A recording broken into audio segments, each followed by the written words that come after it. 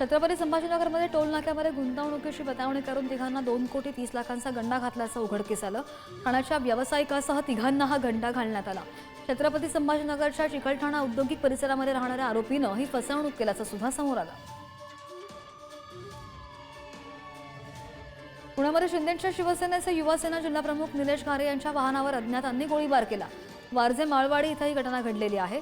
दुचाकीवरून आलेल्या दोघांनी मध्यरात्री हा गोळीबार केला। गणपत माथा येथील त्यांच्या जनसंपर्क कार्यालयात ते आले होते।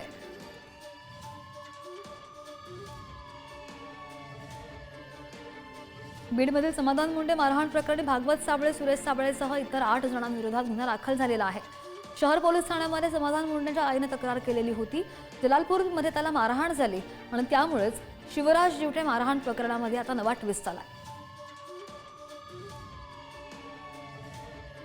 अकोल्याच्या बाळापूरमधील गायगावात एका व्यक्तीवर काही तरुणांनी हल्ला केल्याची घटना घडली।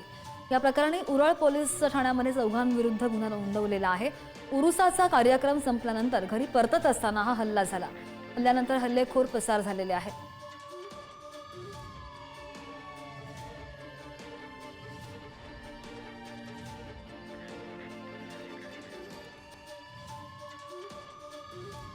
पुण्यामध्ये महिलांचे दागिने चोरणाऱ्यांचं प्रमाण वाढलेलं आहे। महिलांच्या दागिन्यांवर डल्ला मारणाऱ्यांविरोधात स्वारगेट, अलंकार, खडकी, मुंढवा या पोलीस ठाण्यांमध्ये गुन्हे दाखल झालेले आहेत। गोंदियाच्या सडक अर्जुनीमध्ये नदी आणि नाल्यामधून अवैधरित्या विनापरवाना रेतीची वाहतूक करणाऱ्या 2 ट्रक्सवर महसूल विभागाच्या पथकानं जप्तीची कारवाई केली। यावेळी 45,27,000 रुपयांचा मुद्देमाल सुद्धा जप्त करण्यात आल्याची प्राथमिक माहिती।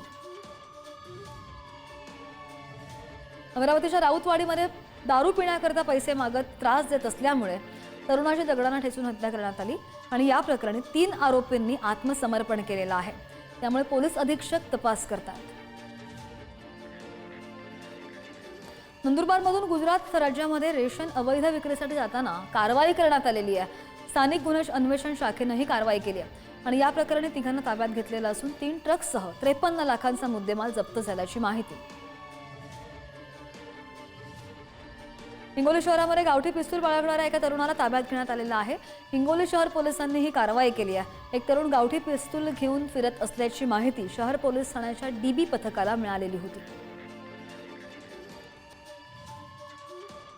जालन्यामध्ये लाचेच्या जाळ्यामध्ये अडकलेल्या पोलिसांची न्यायालयीन कोठडीमध्ये रवानगी करण्यात आली आहे। मटका व्यवसायावर कारवाई न करण्यासाठी त्यांनी 25,000 रुपयांची लाच मागितली होती आणि या प्रकरणी 2 पोलिसांना अटक सुद्धा झाली आहे।